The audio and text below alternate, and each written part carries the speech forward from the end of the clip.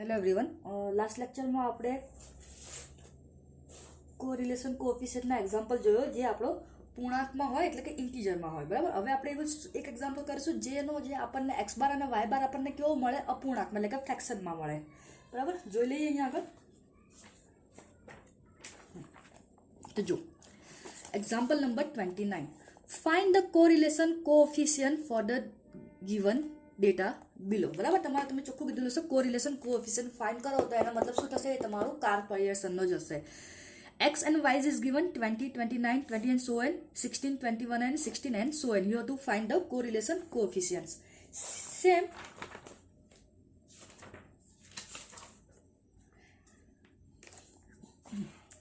Gujarati medium વાળા બી જોઈ લે.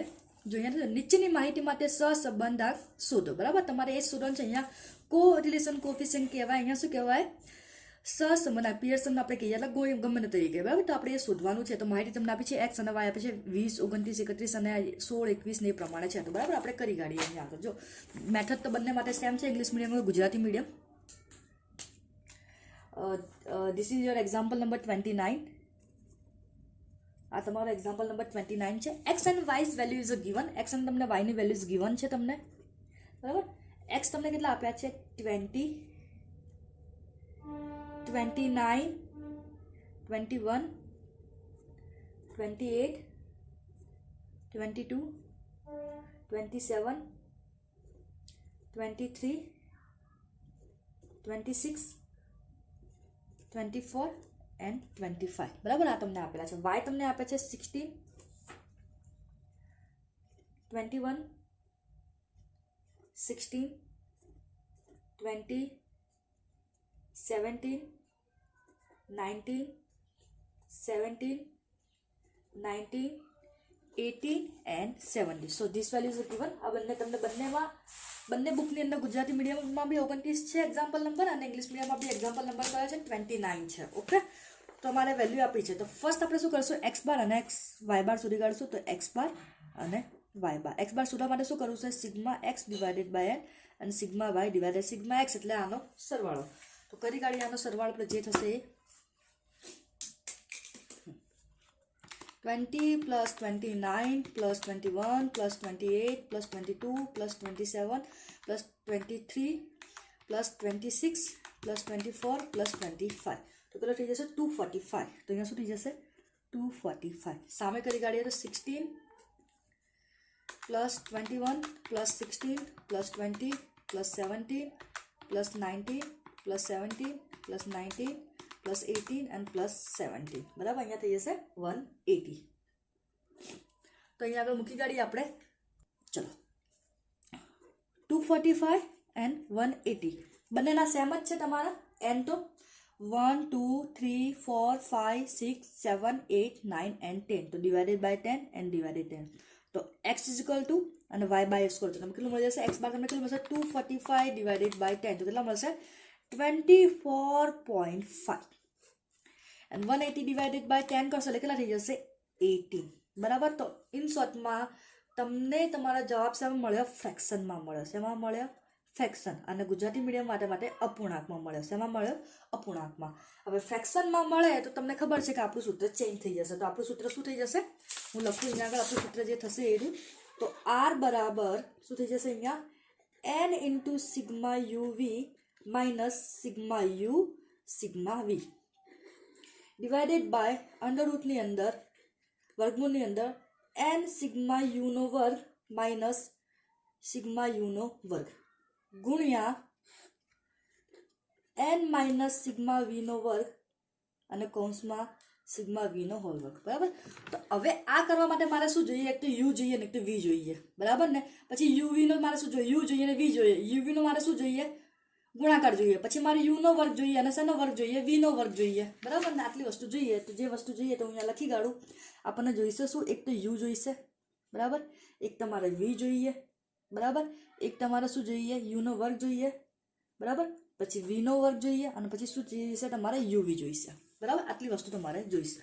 હવે અહીંયા જોઈ લો, યુનો વર્ગ આપણે શું કરીશું, બરાબર. આ એક્સ માઇનસ એક્સ બાર કરી કાઢીશું. શું કરી કાઢીશું, એક્સ માઇનસ એક્સ બાર. અને આ વીનો મતલબ શું કરીશું, વાય માઇનસ વાય બાર. બસ આપણે જે કરતા હતા એ જ છે. એક્સ યુ અને વી શું છે? Simply x minus x bar છે અને વાય માઇનસ વાય બાર છે. આ યુનો વર્ગ શું છે? તો એક્સ માઇનસ એક્સ બારનો વર્ગ જે આપણે કરતા હતા અહીંયા વાય બારનો વર્ગ અને યુવી શું છે? આ બંનેનો ગુણાકાર. સિમ્પલ એટલું જ છે, ખાલી નામ ચેન્જ થઈ ગયા કે બાકી વસ્તુ તો એની જ છે. બરાબર. હવે જો બે રીતે કરી શકાય. બરાબર. અહીંયા એક્ઝામ્પલ જોઈ લો. તો પહેલા તો આને કેટલો છે? 24.5 છે. તો બરાબર આને કેટલો છે? 24.5 છે એક્સ બાર અને વાયનો કેટલો છે? 18. તો આપણે તો 18 લઈ લઈશું. તો 18 માઇનસ કરી કાઢો. તો યુ હેવ ટુ ઓપ્શન્સ. તમારી પાસે બે ઓપ્શન છે. 24.5 ની જગ્યાએ તમે 24 બી લઈ શકો અને 25 બી લઈ શકો. કંઈ વાંધો આવશે નહીં. તમે કોઈ પણ એક વેલ્યુ આની અંદરથી બી નક્કી કરી શકો. જો તમારે આની અંદરથી બી કોઈ એક વેલ્યુ નક્કી કરવી હોય ને, કે સપોઝ કે મારે એક્ઝામ્પલ લઈ લઈએ, મારે 23 ડિસાઇડ કરી દો, તમે 23 પણ અહીંયા લઈ શકો. અલ્ટિમેટલી તમારો આન્સર સેમ જ આવશે. બરાબર. અને તમારે જો એવું કરવું છે કે મારે 25 લેવી છે, તો you can also take the 25. બરાબર. તમે 25 પણ લઈ જશો તો અલ્ટિમેટલી આન્સર સેમ આવશે. સો નો નીડ ટુ વરી. બરાબર. વરી કરવાની જરૂર નથી કે ભાઈ આન્સર મારો પોઈન્ટમાં આવે છે ને આ છે. ઘણા લોકોને એવું છે કે મારે પોઈન્ટમાં નથી લાવો, તો શું કરી દો? What you can do? 25 તમે લઈ શકો. અત્યારે હું શું કરું? એક એક્ઝામ્પલમાં એક કામ કરીએ, આપણે 24.5 જ લઈ લઈએ. બાકી જે નેક્સ્ટ એક્ઝામ્પલ હશે ને, જે નેક્સ્ટ એક્ઝામ્પલ આવશે એની અંદર આપણે શું કરીશું? એની અંદર આપણે છે ને કોઈ બી એક વેલ્યુ લઈ લઈશું. બરાબર. કેલ્ક્યુલેશન મારા વખતે શું કરીશું? કોઈ પણ એક વેલ્યુ લઈ લઈશું. આમાંથી તમે કોઈ પણ એક વેલ્યુ લઈ શકો કે તમારા આન્સર શેમાં આવે?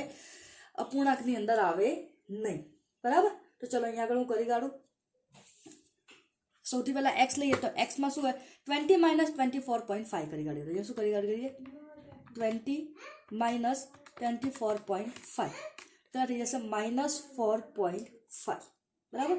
29 માઇનસ 24.5 થઈ જશે 4.5. 21 માઇનસ 24.5 કેટલા થઈ જશે? -3.5. શું થઈ જશે અહીંયા આગળ? -3.5. 28 માઇનસ 28 માઇનસ 24.5 કેટલા થઈ જશે? 3.5. 22 માઇનસ 24.5 તો શું થઈ જશે? -2.5. 27 માઇનસ 24.5 તો કેટલા થઈ જશે અહીંયા આગળ? 2.5. 23 માઇનસ 24.5 કેટલા થઈ જશે? -1.5. 26 માઇનસ 24.5 કેટલા થઈ જશે? +1.5. બરાબર. પછી 24 માઇનસ 24.5 કેટલા થઈ જશે? -0.5. અને અહીંયા 25 માઇનસ 24.5 કેટલા થઈ જશે? 0.5. બરાબર. એક એક્ઝામ્પલ આપણે ડાયરેક્ટલી એક્સ બાર છે એ જ લઈ કાઢો, તમને ઇઝીલી યાદ રહે એટલા માટે લઈ કાઢો. હવે તમે જો અહીંયા માઇનસ છે ને પ્લસ છે, જો સેમ સંખ્યા છે 4.5. અહીંયા માઇનસ ને અહીંયા પ્લસ છે તો 0 થઈ જશે. જો અહીંયા માઇનસ ને અહીંયા પ્લસ છે તો 0 થઈ જશે. સેમ અહીંયા માઇનસ ને અહીંયા પ્લસ છે તો 0 થઈ જશે. તો અહીંયા માઇનસ ને અહીંયા પ્લસ છે તો 0, તો અલ્ટિમેટલી મારો આન્સર શું થઈ જશે? 0 થઈ જશે. બરાબર. શોર્ટકટ માટે છે, સિમ્પલી છે. બરાબર ને. અને તમે 24, 25 વોટેવર તમારે આમાંથી જે સંખ્યા લેવી એક્સ બાર તમે લઈ શકો, કોઈ વાંધો આવશે નહીં. ચલો હવે નેક્સ્ટ. 16 minus 80 -2. 21 minus 18 3. 16 minus 18 તો કેટલા થઈ જશે? 2. 20 માંથી 18 જાય તો કેટલા રહેશે? 2 + 2 થઈ જશે ને. બરાબર ને. કેટલા થઈ જશે? +2. 17 માંથી 18 જાય તો -1. અહીંયા કેટલા થઈ જશે? +1. 17 માંથી 18 જાય તો કેટલા થઈ જશે? -1. બરાબર. અને 19 માંથી 18 જાય તો 1. 18 માંથી 18 જાય 0 અને એ કેટલા થઈ જશે? -1. બરાબર. તો કરી કાઢીએ. જો 2 4 5 અને 6 ઇન સેમ વે 3 4 5 બરાબર 6 અને 7 એક વખત જોઈ લે ફરી જોઈ લો. પહેલા આપણે માઇનસ લઈએ. 2 ને 4 5 6 અને 1 7 -7 થઈ ગયો. હવે પ્લસનો જોઈ લઈએ. 3 ને 2 5 5 ને 1 6 6 ને 1 7 તો -7 ને +7 કેટલા થઈ જશે? 0 થઈ જશે. તો અહીંયા હું શું મૂકી કાઢું? 0 મૂકી દઈએ. ચલો હવે યુનો વર્ગ કરીએ. બરાબર. એટલે આનો વર્ગ કરીએ તો 4.5 ઇન્ટુ અહીંયા કરી કાઢો એટલે કેટલા થઈ જશે? 20.25. મેં તમને કીધું વર્ગ કરો એટલે માઇનસ સંખ્યા શું થઈ જાય? પ્લસ થઈ જાય. 4.5 નો પણ 8 થશે 20.25. 3.5 ગુણ્યા 3.5 એટલે કેટલા થઈ જશે? 12.25. તો અહીંયા પણ કેટલો થશે? 12.25. 1 નો કરો એટલે બીજાને થઈ જશે 2.5 ગુણ્યા એટલે કેટલો થઈ જશે? 6.25. તો અહીંયા બી 6.25. તો અહીંયા પણ 6.25. 1.5 નો વર્ગ કરશો કેટલા થઈ જશે? 2.25. તો અહીંયા બી 2.25. 0.5 નો વર્ગ કરશો કેટલો થશે? 0.25 तो अहींया पर કેટલા થઈ જશે 0.25 બરાબર થઈ ગયો। ચલો v નો વર્ગ કરીએ તો v આ તો પ્લસ કેટલા થઈ જશે 4 3 નો વર્ગ 9 2 નો વર્ગ 4 2 નો વર્ગ 4 1 નો વર્ગ 1 1 નો વર્ગ 1 1 નો વર્ગ 1 0 નો વર્ગ 0 આ સોરી અહીંયા 1 છે 0 નો વર્ગ 0 અને 1 નો વર્ગ 1 થઈ ગયું। હવે u ઇન્ટુ v જો માઇનસ માઇનસ શું થઈ જશે પ્લસ 4.5 પ્લસ 4.5 કેટલા થઈ જશે 9 થઈ જશે અહીંયા આગળ બરાબર ને 4.5 પ્લસ 4.5 કેટલા થઈ જાય 9 થઈ જાય ને કરી કાઢો 4.5 ઇન્ટુ 2 એટલે કેટલા થઈ જશે 9 અહીંયા 4.5 ઇન્ટુ 3 એટલે કેટલા થઈ જશે 13.5 13.5 માઇનસ માઇનસ બંને પ્લસ થઈ જશે તો 3.5 ને 3.5 7 થઈ જાય બરાબર ને તો 3.5 ગુણ્યા 2 3.5 ગુણ્યા 2 કેટલા થઈ જશે 7 પણ 7 કેવા રહેશે પ્લસ રહેશે પછી 3.5 ગુણ્યા 2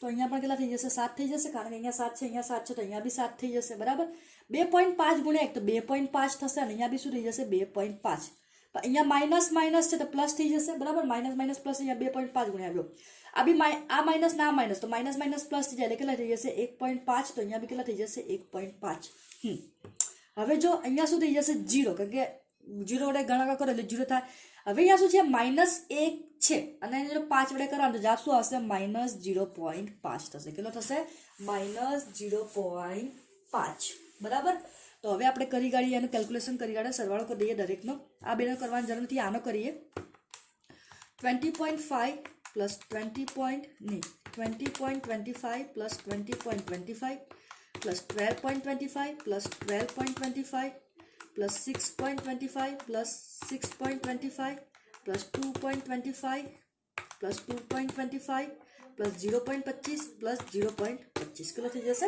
82.5 तो अहींया हूँ लखी काढूं थी जैसे 82.5 चलो next 4 plus 9 plus 4 plus 4 plus 1 plus 1 plus 1 plus 1 plus 1 कितना थी जैसे 26 तो यहाँ की गड़ा 26 चलो यहाँ करी गाड़ी है 9 plus 30.5 plus 7 plus 7 plus 2.5 plus 2.5 plus 1.5 plus 1.5 minus 0.5 kilo थी जैसे 44 तो यहाँ किलो थी गया 44 तो આપણે આ વેલ્યુ ફાઇન્ડ આઉટ કરી કાઢી છે બરાબર જે બી વેલ્યુ છે આપણે ફાઇન્ડ આઉટ કરી કાઢી છે હવે આપણે એને ફોર્મ્યુલામાં મૂકી દઈએ ચલો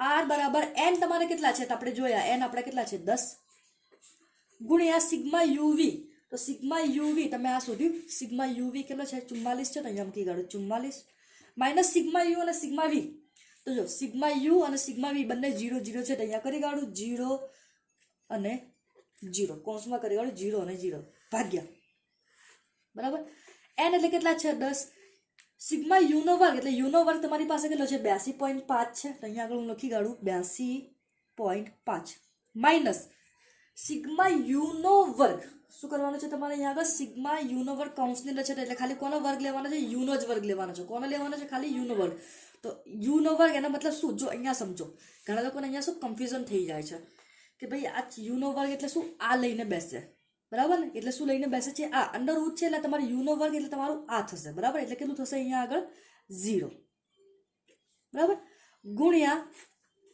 n કેટલા છે 10 ગુણ્યા v નો વર્ગ કેટલો છે 26 માઈનસ કૌંસની અંદર સિગ્મા v નો વર્ગ છે એટલે તમારે કેટલા થઈ જશે અહીંયા આગળ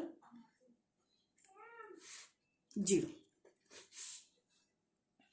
બરાબર ચલો અહીંયા કરી કાઢી હવે 10 गुणा 44 એટલે 440 બરાબર અહીંયાનો 0 0 છે એટલે એના જ રહેશે ભાગ્યા 10 गुणा 82.5 એટલે કેટલા થઈ જશે 82.5 કરશો તમે તો આપણે ડાયરેક્ટ જ કરી કાઢીએ 10 गुणा 82.5 કેટલા થઈ જશે અહીંયા આગળ 825 બરાબર ગુણ્યા 10 गुणा 26 એટલે કેટલા થઈ જશે 260 તો r બરાબર કેટલા થઈ જશે 440 ભાગ્યા 825 નું વર્ગમૂળ શું થશે 28.72 અહીંયા કેટલા થઈ જશે 28.72 અને 260 નું વર્ગમૂળ કેટલું થશે અહીંયા આગળ 16.12 તો r બરાબર શું થઈ જશે 440 ભાગ્યા 28.72 72 એટલે આપણે લઈ લઈએ 463 લઈ લઈએ. કેટલા લઈએ? 463. તો R ઇઝ ઇક્વલ ટુ શું થઈ જશે? 440 ભાગ્યા 463 કેટલું થઈ જશે? 0.95. બરાબર. તમને ખબર છે કે R ની વેલ્યુ કઈ આવશે? -1 to +1 ની વચ્ચે આવે. R ની કિંમત કે શેમાં આવે? -1 થી +1 ની વચ્ચે આવે. અને મોસ્ટલી ટાઈમ શું હોય છે તમારે R ની કિંમત 0. સમથિંગ થી જ આવતી હોય છે. બરાબર. અહીંયા ધ્યાન રાખજો, UV છે, અહીંયા સિગ્મા યુ નો વર્ગ છે. બરાબર. હવે બેનું વસ્તુ હું લેવા જાઉં તો વર્ગ જ થાય. બરાબર. એટલે યુ નો શું થઈ જશે? 8 થઈ જશે, 0. બરાબર. તો અહીંયા ધ્યાન રાખજો, ભૂલથી તમે યુ નો આ વર્ગ ના લઈ લેતા. બરાબર. તો આ તમારો જે દાખલો હતો એ તમારો કયો હતો? અપૂર્ણાંકનો હતો. કયો હતો? અપૂર્ણાંકનો, એટલે કે ફ્રેક્શન નંબરનો. ચલો તમારા ઇલિસ્ટ્રેશનને એક એક્ઝામ્પલ હું તમને બતાવું. ચલો જોઈ લો. જો બંને જોઈ લો, ગુજરાતી મીડિયમ ઇંગ્લિશ મીડિયમ વાળા બંને માટે છે. તમારે એજ કોરિલેશન કોએફિશિયન્ટને સહસંબંધને શોધવાનું છે.